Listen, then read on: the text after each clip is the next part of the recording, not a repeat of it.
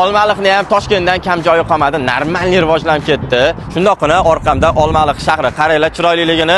Olmaliqliklar bo'lsa, albatta like bosib qo'yinglar. Bir tarafimiz Toshkent trassasi, shu tomondan bemalol Toshkentga chiqib ketsanglar bo'ladi. Xullas, Evalakdan sizlarga yangi qurilayotgan Kottejniy garodokni ko'rsataman. Imminna mana shu ko'chada joylashgan. Ketdik ko'rib olamiz.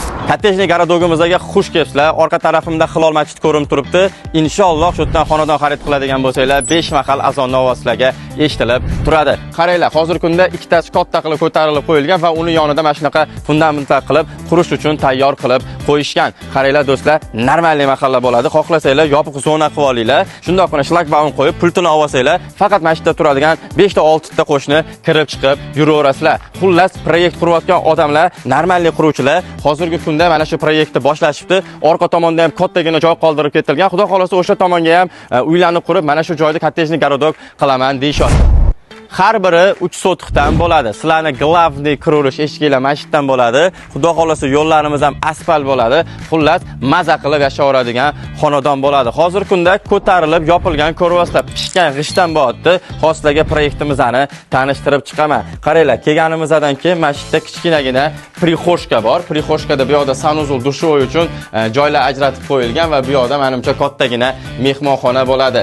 Va shundoqqina yonida yana bitta xona mavjud. Uni ro'parasida menimcha oshxona uchun bitta xona qoldirib ketilgan. Shundoqqina ko'cha tarafga oynalari qaragan. Xohlasanglar zinani tagini ham kladovka qilib chiroyli qilib olsanglar bo'ladi.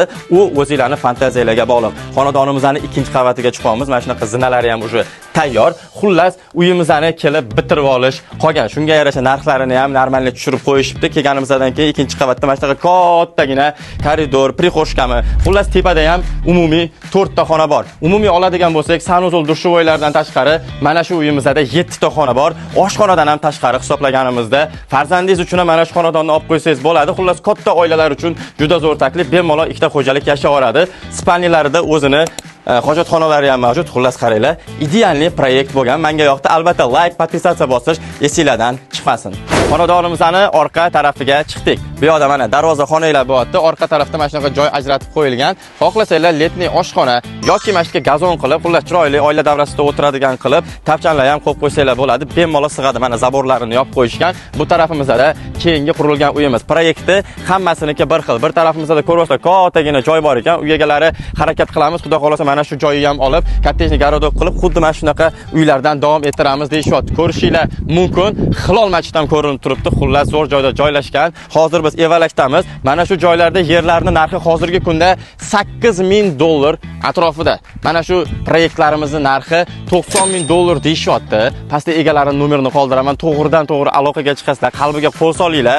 Olaman degan odamga yoqib qolsa agar $1,000,000 bo'lsa ham overaveradi. Xullas, bosib oringlar. Pastda egalarining nomerini qoldiramiz, sizlarga sunnatiga o'tib beriladi.